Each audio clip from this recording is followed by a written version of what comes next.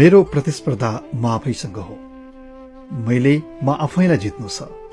हिजोभन्दा केही आज सकारात्मक गर्नु छ। बितेका समयभन्दा आउने पल र बाँचिरहेको समयलाई थप सुन्दर बनाउनु छ।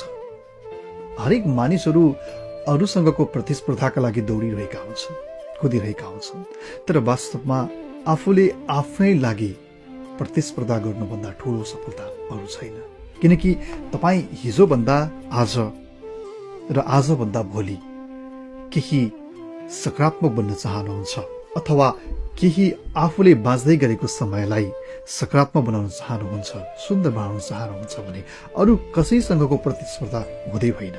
केवल तपाईले हिजो बिताउनु भएको समय, तपाईले हिजो गर्नुभएको मेहनत, तपाईले हिजो आर्जन गर्नुभएको ज्ञान, यी सबैसँगको प्रतिस्पर्धा हो।